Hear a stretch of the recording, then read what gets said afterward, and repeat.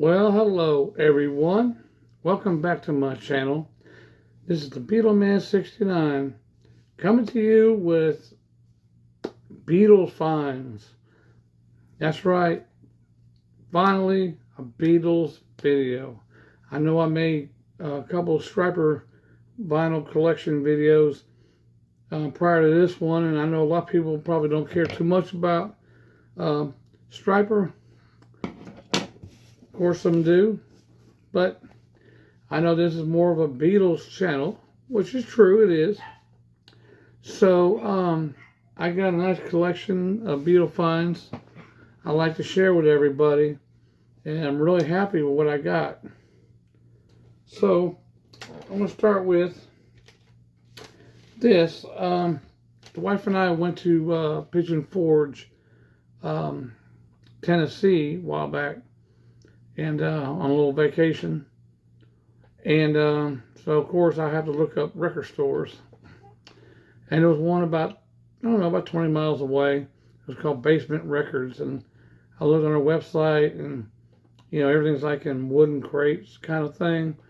And I said, wow. I said, he's got to have something good there for something like that. It looks like something he would have a lot of good stuff.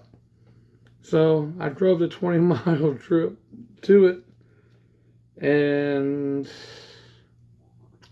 well, didn't have a lot of Beatles albums. I mean, he had some stuff, but nothing I didn't already need. He had the Red and Blue album, the 2023 edition, which, nah, not gonna get that. So then he had a lot of solo albums out there, and him Beatles, and had the solo Beatles behind it. But a lot of stuff I already had, so I really didn't, But he did have a couple of things I've been wanting from Ringo. I've been seeing on eBay, trying to find a good price. But I got this picture disc, and it's Ringo Starr Old Wave picture disc. Hype sticker here in the back.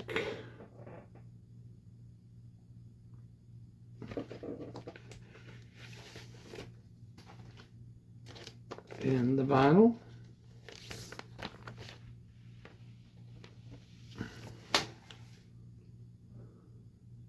Ringo. Drumsticks. And the sleeve fell on the floor. Ugh. Always happens when you're making videos. Something's gotta happen. So, happy with this. I know a lot of people don't collect picture discs. They say, well, it don't sound that good because they don't cut deep enough.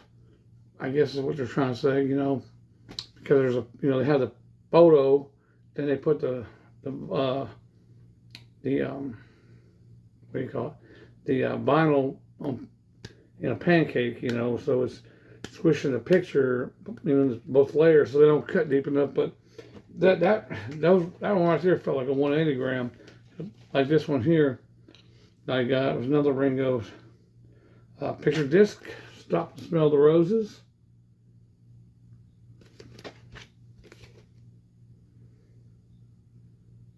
Like, how many more of these things do I need? I mean, I got so many of them back there. Variations, of course, not the exact same record. But, it is what it is.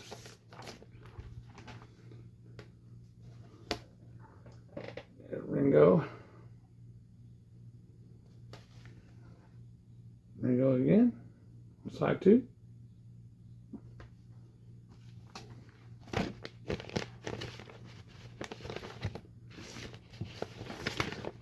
I had one time thought about getting the liquid vinyl copies of these, just one in an Old Wave, but I don't know. I don't know if I want to spend that kind of money on it. I mean, more of a novelty. I guess. I don't know. You might hear my dogs barking in the background. They're always barking at something. Always. Okay, this next one, I bet you saw the hint. My local record store, not far from here, about 15 miles. He does. I'm on his Facebook page, his store, his business page, and he'll get on there and make short videos of stuff that he's got in that he's going to put on the shelf and everything. And I was watching this video, and he has something that caught my eye. He has, well, had, because I got it now, the Beatles Abbey Road. This is as you can see here, 1969 UK pressing, first pressing album. I don't know where he found it, but I got it. There, I took out that plastic. There you go. And it has the misaligned apple right there. And I am so happy to have this. I've always wanted a UK pressing because they say it sounds so much better than the US, which I would think it would because it comes straight from the first generation tape. But you know, when you get the tape, the copy of the tapes here in the States at the time, they had second, third generation tape, so you get a little generation loss there. But this sounds really good. It's got some cosmetic visuals, but nothing that causes interferes with the play of the record. I cleaned it real good with my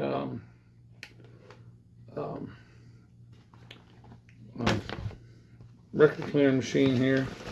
The ultrasonic is the word I'm looking for, and it sounds really good. I'm really pleased to have this.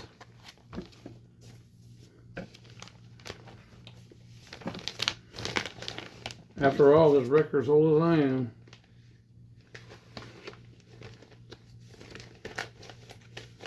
Really happy to have this.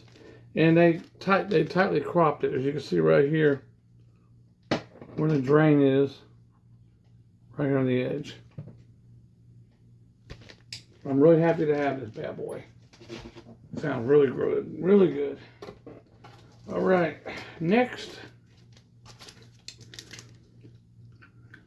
I have a direct metal master of Sgt. Pepper's Lonely Hearts Club Band.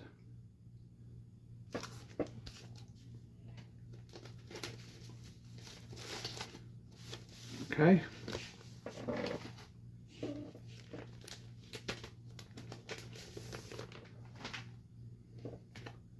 There we go again. The back.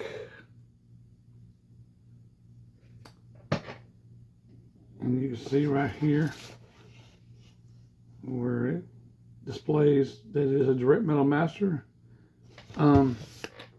It's also a gatefold.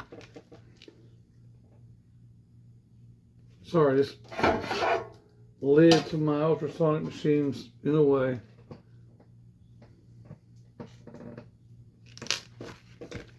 They don't have the cutouts because it's not that type of release per se. It's only released in the fact that it's a direct metal master, kind of like the half-speed masters. You know, they don't have all the goodies in there because MoFi probably don't have a license to replicate them, I guess. And this is the original inner sleeve. I just put the other sleeve inside of there. Okay. This one needs to be cleaned a little bit, but here's the label.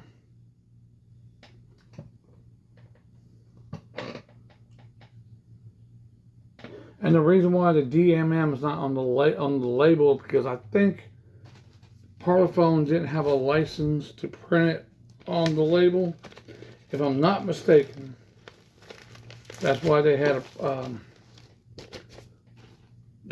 print it on the cover, on the jacket. Right where I see it, right there. You know, they had a print right there, saying it's a direct metal master. And I have listened to this, and it sounds really good. It don't sound real bright. You know, there are people saying, well, you know, some of them will have a real bright sound to them. I know, like, I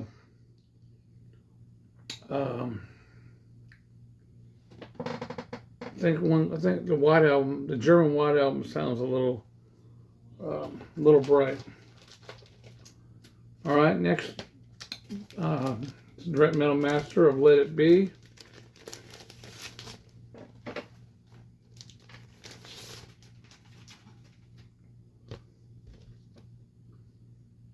And this is just a standard sleeve. It's not a gatefold. There's the catalog number. And there where it talks about direct metal mastering.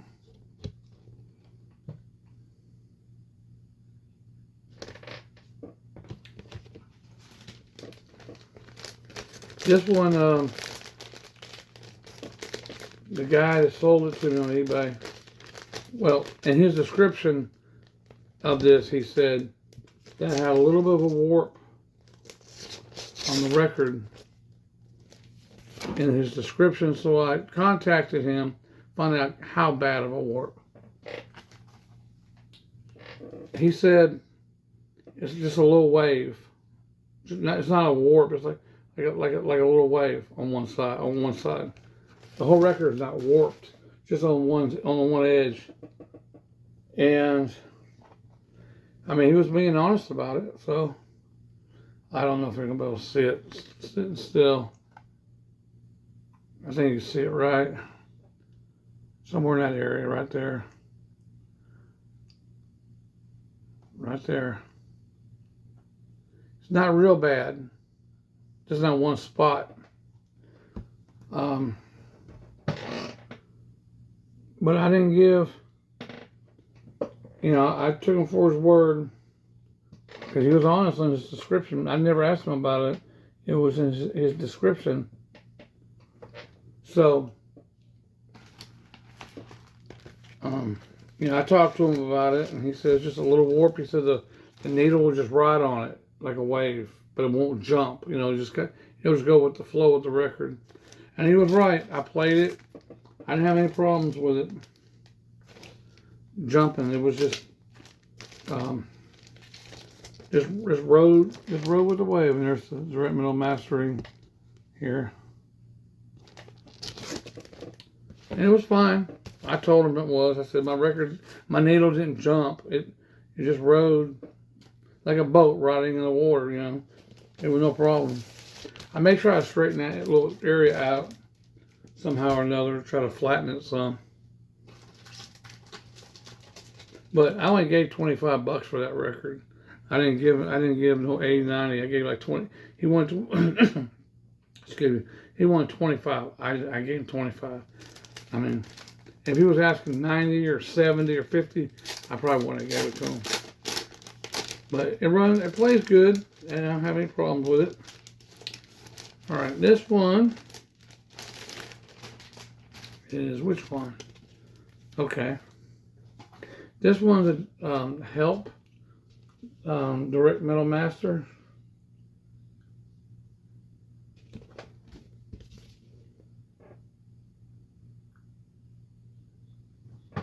Catalog number, and you can see we're talking about direct metal mastering right there. That box. The apple.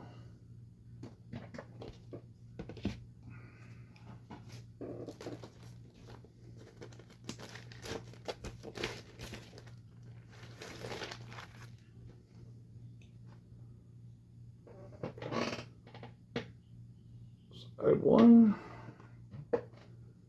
Side 2. And again, it don't have the DMM on the label.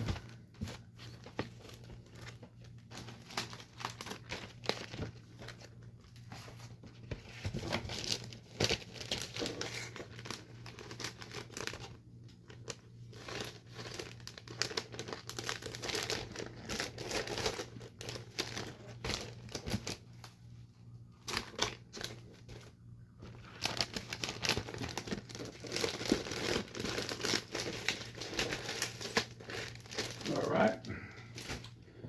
Next, see what we got here.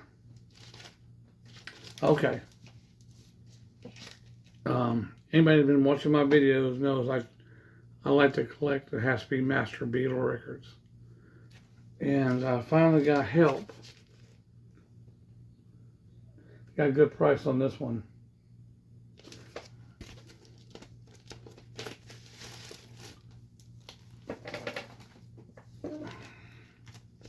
Mo-Fi.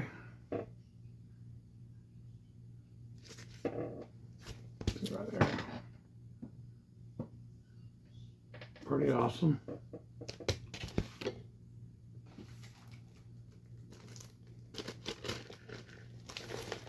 And the album.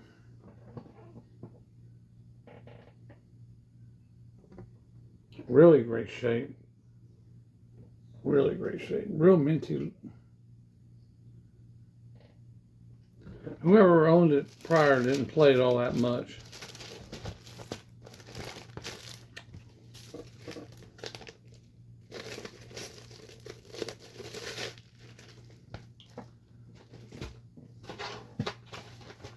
Two more. I got this one today in the mail. And it's Beatles for Sale. Has-to-Be Master, the Mo-Fi. Backside.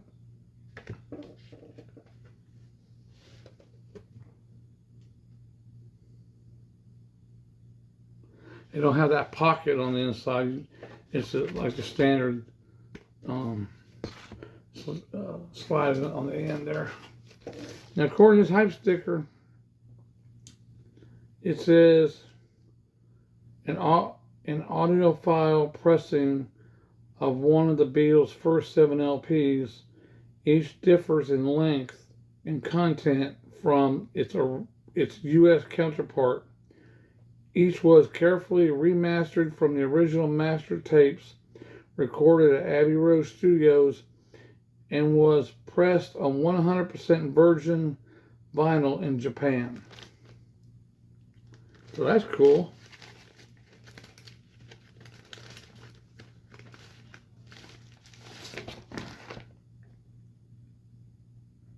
Okay.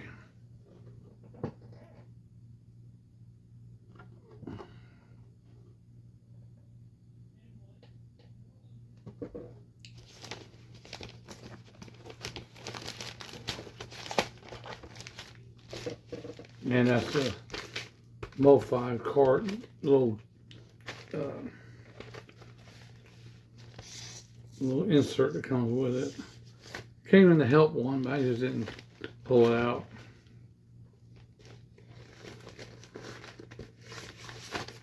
Now the only these I got left to collect is A Hard Day's Night and With the Beatles and Please Please Me and Yellow Submarine. Now I will say this, that With the Beatles is going to be a tough one to get. That With the Beatles goes for stupid money. I don't know why. All these other ones, I pick them up for decent money. I mean, they're wanting $300, $400, $500 for it, and I don't know why. Unless they didn't press that many, I have no idea. But that one's gonna be a tough one. Tough one. All right, last one here. This is a Direct Metal Master Beatles for sale. And this one is Canadian import. See right there, it's in French and in English. There's catalog number. This is a Direct Metal Master. I really want to keep the shrink on here, but I did a little research on eBay and found one that's not in the shrink, where they have the gatefold open, and it shows the Direct Metal Master identification, but y'all have to just trust me on this one. I really don't want to take the shrink off because of that hype sticker, but trust me, it's a Direct Metal Master.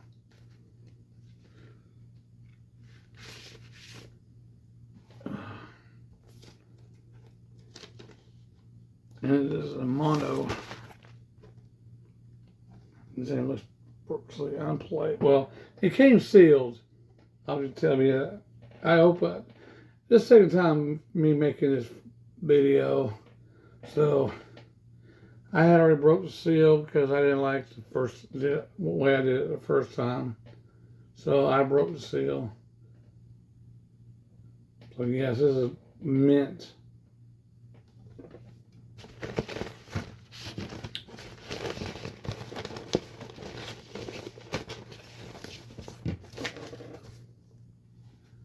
Minty mint. I'm going to put that in I got a sleeve over here. I'm going to put the clear sleeve over top of this and then slide that record in behind it. So that's all I got for this round. I appreciate everybody for watching my videos. Thank you for any new subscribers. Thank you for all my veteran subscribers. I really appreciate it. Oh, yeah, one other thing, too. Pretty ironic. I want to mention.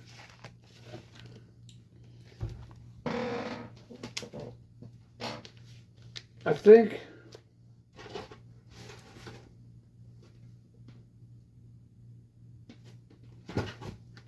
Okay. I believe it's this one. This one came from San Francisco. This one came from Portland, Oregon. I can't remember if I bought them. I think I bought them at the same time. In the same day. And this one shows up at the Postal Service hub here where I live. And this one had to go through Memphis to get where it needed to go to the hub right near where I live. And this one was right behind it, because when I traced it, that one was in my state's hub. This one had arrived in Memphis. And then and that other one there stayed at the state hub, at the hub for a full day. This one shows up in the same hub where that one is, and both of them showed up today in the mail. Both of them showed up today. Isn't that weird? That's pretty neat. I figured this one would have been behind that one, a day behind that one, but nope. They somehow waited. I guess they waited. Well, they didn't really wait, but seemed like they waited. That one was sitting there, and then this one shows up in the hub, and then both of them get shipped where I live, and then gave it to me today. Both of them. So that's pretty cool. Yeah, that's pretty cool. Well, going back to what I was saying, thank you everybody for watching my video. I really appreciate it. I'm gonna have some more coming up soon, I hope. And I'll thank everybody for watching. Y'all take care. Leave comments, questions, anything, and I will answer them with no problem. So, y'all take care, and we'll see you again soon.